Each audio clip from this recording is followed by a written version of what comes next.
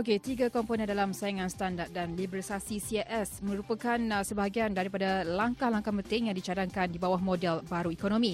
Dia bagi mewujudkan daya saing, kemampanan dan persekitaran inovatif ke arah negara berpendapatan tinggi. Dan menurut laporan tahunan Program Transformasi Ekonomi atau ETP 2011 yang dikeluarkan oleh Unit Pengurusan Prestasi dan Pelaksanaan Pemandu, ketiga-tiga komponen dalam CSL ialah pelaksanaan lancar bagi undang-undang persaingan, penggunaan pakai standard antarabangsa dan amalan terbaik serta liberalisasi sektor perkhidmatan. Dan kalau kita lihat dalam ekonomi pada waktu ini yang memberi impak yang cukup besar dan perkara yang harus kita ketahui dan semestinya itu topik yang kita bincangkan dalam Bijak Wang pada waktu ini bersama dengan Dr. Niki Syuhada, Ekonomi Semasa. Jika anda ada komen, jika anda ada sebarang pandangan, boleh terus salurkan kepada kami menerusi talian 0326927939. Assalamualaikum Dr. Niki. Apa khabar? Salam ceria. Ya, hari ini tajuk kita Ekonomi Semasa yang kita lihat juga menerusi Program Transformasi Ekonomi atau ETP dan juga telah pun dikeluarkan oleh Unit Pengurusan Prestasi dan Pelaksanaan Pemandu yang mana komponen iaitu 3 komponen yang telah pun dilihat menerusi pelaksanaan lancar bagi undang-undang persaingan, penggunaan pakai standard antarabangsa dan juga amalan terbaik serta liberalisasi sektor perkhidmatan. Dan juga kita lihat di bawah komponen persaingan Suruhanjaya Persaingan Malaysia MYCC yang akan terus mengukuhkan lagi struktur dan menambah kapasiti serta meneruskan program pada tahun 2012 ini. Itu satu impak yang cukup besar dan memberi juga satu masa depan yang lebih cerah kepada negara kita, dan itu antara perkara yang juga kita tahu dalam usaha kita untuk menjadi seorang jutawan, dalam usaha kita untuk menjadi seorang ahli perniagaan, Dr. Niki. Sebenarnya tentang ekonomi semasa, ekonomi Malaysia, ekonomi serantau, kita sebagai rakyat, kita buat kerja seharian, kadang-kadang kita tak terlintas pun untuk melihat apakah hala tuju, di manakah kita sekarang ini di dalam ekonomi negara. Jadi hari ini saya bawa topik ini kerana nak menceriakan kita semua. Hari ini kerana momentum program ETP ni, transformasi ekonomi kita ni telah mula memberi kesan dan impak kepada ekonomi kita. Hari ini Syu adalah hari di mana kita dah hit rekod kita lah untuk KLCI, di mana dah mencecah lebih daripada 1,600 poin. Ya, ada yang kata akan naik sampai 1,700, 1,800, 1,900. Ya, itu masing-masing punya pendapat ya. Tapi apa guna untuk kita ni sebagai rakyat, orang biasa kat luar ni? Apa gunanya untuk kita? Ada yang fikir apa bendanya tu 1,600 tu. Kan, maknanya prestasi Bursa Malaysia, di mana di situlah kita melihat di mana syarikat-syarikat Malaysia stok-stoknya dijual beli dan pembelian-pembelian telah sangat terangsang. Jadi ekonomi sedang menaik sekarang. Apabila bursa mula menaik, kita dapati ekonomi kita menaik dan selalunya 8 hingga 9 bulan diikuti. Selepas dia menaik, kita akan lihat impaknya di luar sini, iaitu selama 8 hingga 9 bulan akan datang. Kita akan mula nampak ini maju, sana maju, orang banyak duit. Kenapa? Kerana aktiviti-aktiviti pelaburan dan aktiviti-aktiviti perniagaan makin cantik lah, makin membawa untung. Itu maksudnya. Apa peluang yang boleh dilihat sebenarnya oleh kita sebagai rakyat dalam kemajuan ini? Okey, salah satu daripadanya, jika kita belum lagi meniaga, inilah masanya peluangnya untuk kita masuk.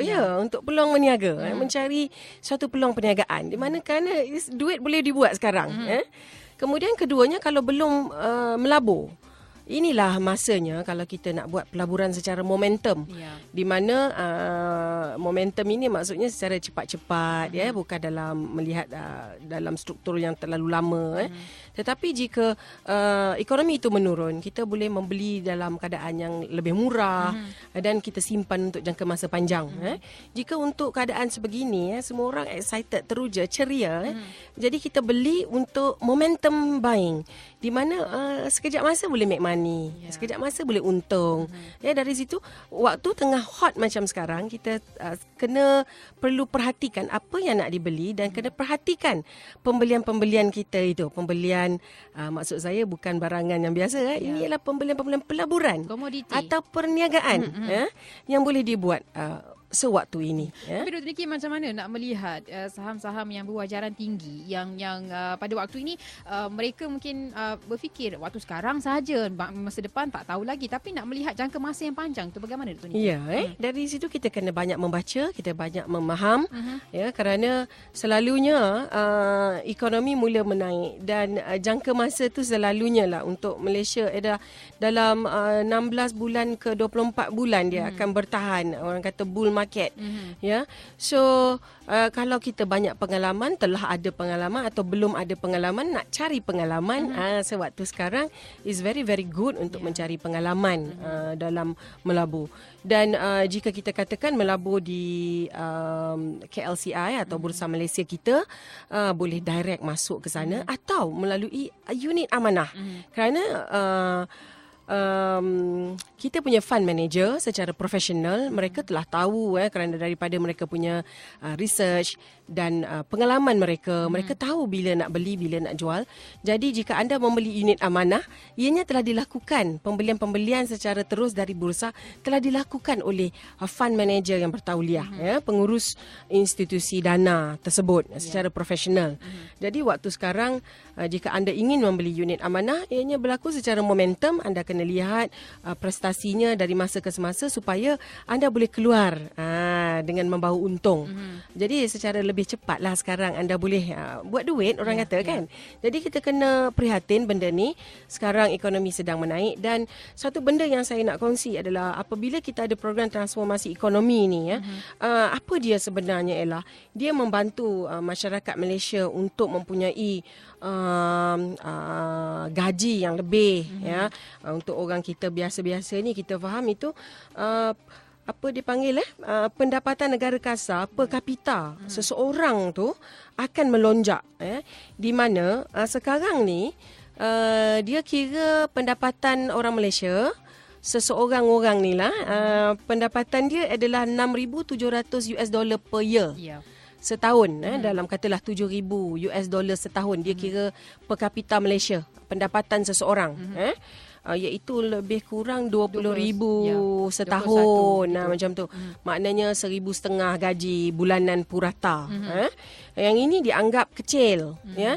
Jadi melalui ETP by 2020 menjelang 2020 nanti, kerajaan ingin melihat kita naik kepada negara berpendapatan tinggi. Sure. Jadi dia nak lihat sampai $15,000. About 45,000 setahun. You're looking at gaji purata 3,000 lebih seseorang. Maknanya dia nak double kan per kapita itu.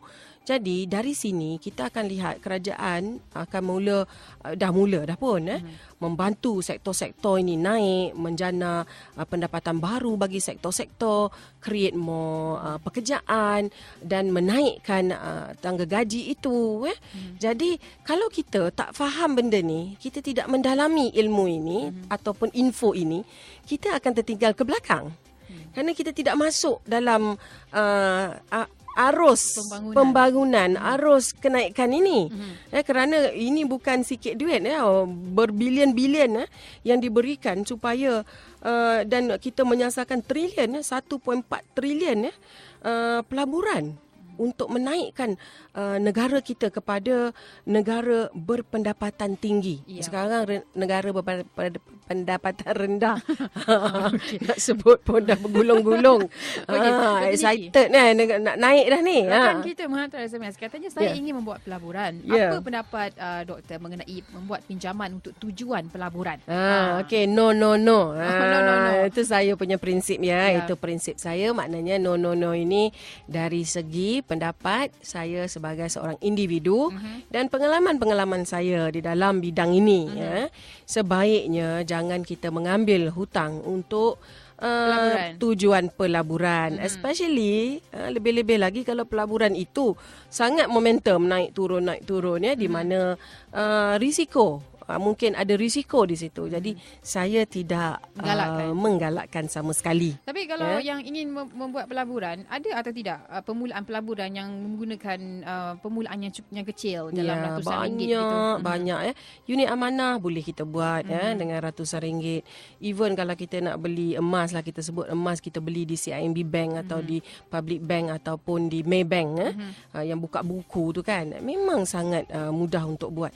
Jadi saya anjurkan kita mula belajar. Bila kita belajar, kita kena ilmu, mentor dan sistem. Ya, bila kita ada sikit pengalaman dengan duit yang kecil-kecil. Dulu masa kecil saya selalu main. Orang selalu cakap memang selalu kena main permainan pelaburan. So kita ada beli rumah kecil untuk dapatkan hotel besar atau lebih banyak rumah. Jadi dia memang start dengan satu yang mula, yang kecil itu untuk jadikan dia yang besar. Jadi bagi orang yang bertanya saya, peminat, pendengar yang bertanya itu, okay, remember apa-apa kita buat pun pelajaran tu yang penting, ilmu tu yang penting. Jadi dari situ pengalaman akan membantu kita untuk buat pelaburan yang lebih-lebih besar, yang lebih-lebih canggih. Okey, mula sekarang lah, start mula sekarang. Apa yang boleh dilihat pada pandangan Dr. Niki sekarang lah, sektor pelaburan yang mana yang mempunyai keuntungan dalam jangka masa panjang? Tapi sebelum itu Dr. Niki, kita ambil dulu pemanggil Haji Mustafa di talian. Assalamualaikum. Waalaikumsalam. Ya, silakan. Ya, Chu dan Dr. Niki. Sehat Alhamdulillah Tuan Haji. Lama tak call. Ya. Okey, macam ni. Saya difahamkan macam Bank Rakyat sekarang dia ada buka peluang untuk saham kan. Ya. So, kata minimum, paling minimum kita boleh labur sebanyak 500. Ya. Jadi kalau lebih tu dia tak bagi dah doktor kan. Ya. Kalau ada duit macam mana pun. Dia ada had. Ya. Sebab dia punya dividen is very high.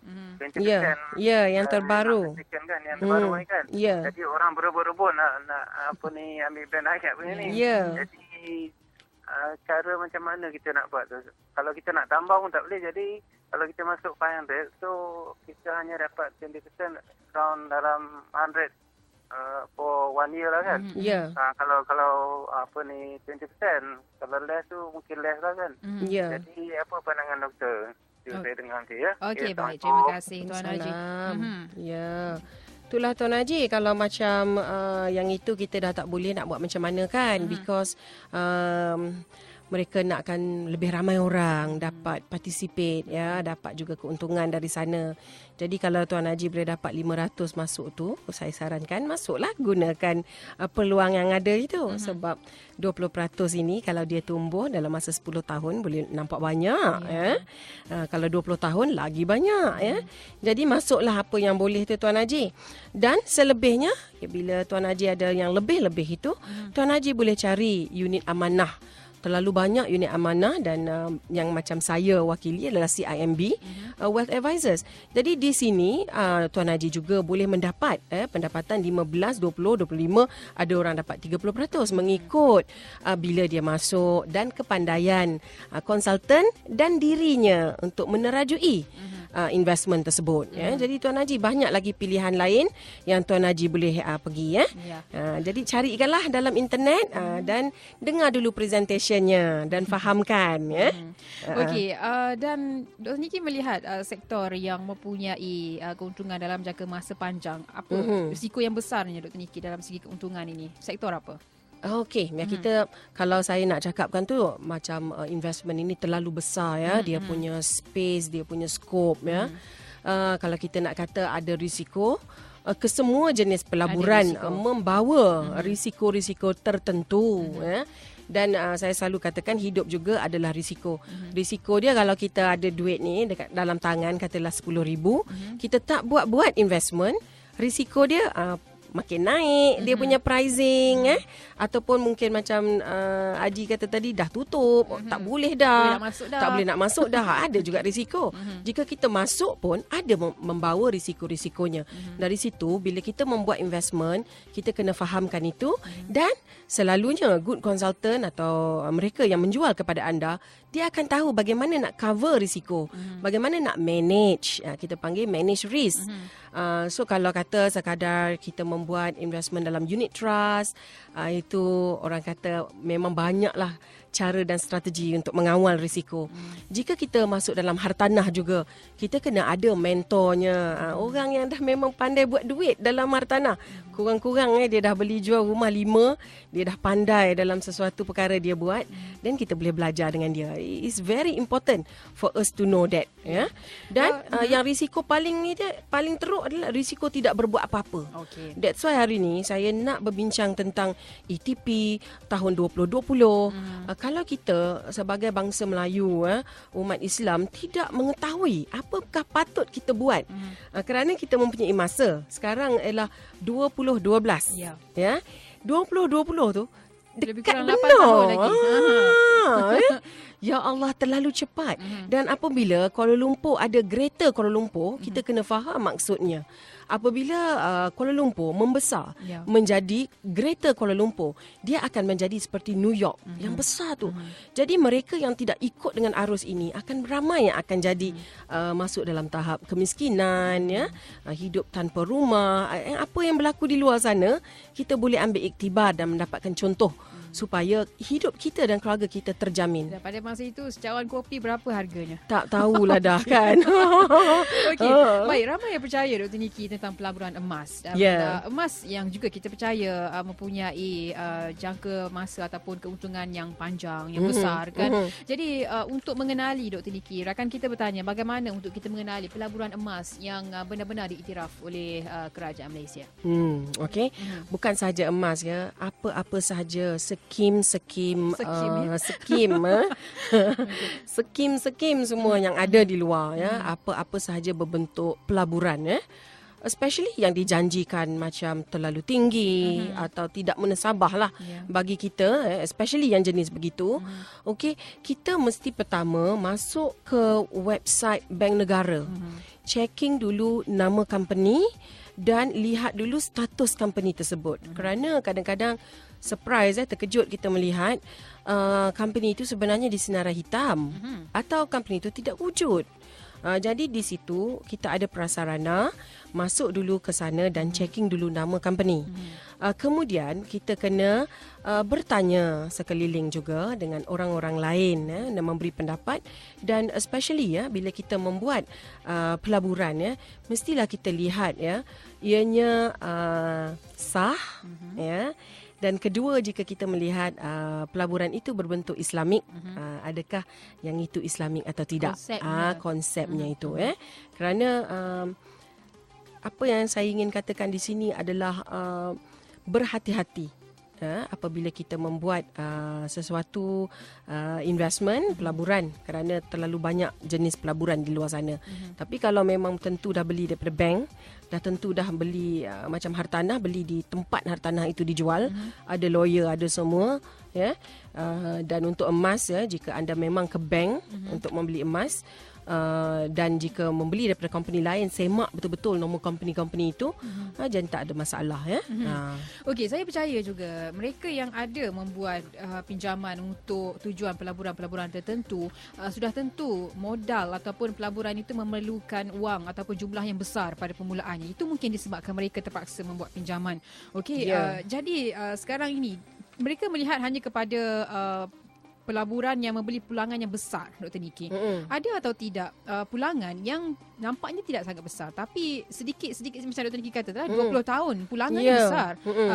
Ada atau tidak, Dr. Niki, yang mana adakah lebih baik kita masuk pelaburan yang mana pulangannya lebih besar sekaligus begitu, ataupun memasuki pelaburan yang memberi keuntungan yang sedikit-sedikit tapi berbaloi? Ya, kerana at the end of it kita lihat RM-nya. RM-nya, kadang-kadang kalau kita untung 40% pun, tetapi hanya dalam 3 bulan, tidak banyak RM-nya. Tapi kalau kita untung 10% tapi dalam jangka masa every year for 20-30 years, itu sangat banyak, ya. Jadi dari situ kan, kalau kita tengok key economic activity kita, sebagai seorang yang melabur, kita kena lihat, pertama sekali, dulu saya dah pernah share, kita kata, okey, pertama, apa kita beli dulu? Kalau kata pelaburan, apa kita nak beli dulu? Of course, jawapan dia adalah insurans. Kalau kita tidak mempunyai insurans takaful, duit kita tidak dilindung. Maksud dia begini tau. Katalah Encik Ali mempunyai RM30,000 dalam simpanan. Simpanan yang jenis lain lah. Mungkin emas, mungkin amanah saham. Dia simpan. Kemudian tiba-tiba Encik Ali memerlukan RM50,000 untuk membayar pembiayaan hospital. Kerana mungkin berlanggar, mungkin kecemasan, mungkin sakit. Di mana dia nak ambil RM50,000 ini untuk bayaran itu? Jadi definitely Encik Ali dia kena pergi ambil duit simpanan dia. Jadi lama dia tak ada apa, kosong. Jadi kerana itu kita mesti mulakan simpanan itu di dalam akaun takaful dulu. Kerana akaun takaful, katalah kita bayar RM500 dah. Tiba-tiba sakit nak masuk ke hospital, RM50,000 yang mungkin yang kita beli tu dia punya ni adalah RM50,000 dia punya value. RM50,000 dibayar oleh syarikat takaful. Jadi duit RM30,000 tadi masih intact, masih tersimpan. Selamat kerana kita mempunyai takaful. Jadi beli takaful dulu. Kerana apa? Ini adalah perlindungan duit kita yang lain. Tadi pagi saya sempat bersembang. Seorang ibu dia memberitahu saya. Dia kata, doktor, terima kasih. Doktor suruh saya beli takaful. Bulan lepas saya suruh. Saya kata, you kena beli takaful. Kemudian dia kata dia beli untuk anak dia. Tengok pula minggu lepas anak dia masuk ke dalam ward ICU lagi. Demam tapi masuk ke ICU. Dia kata, doktor terima kasih.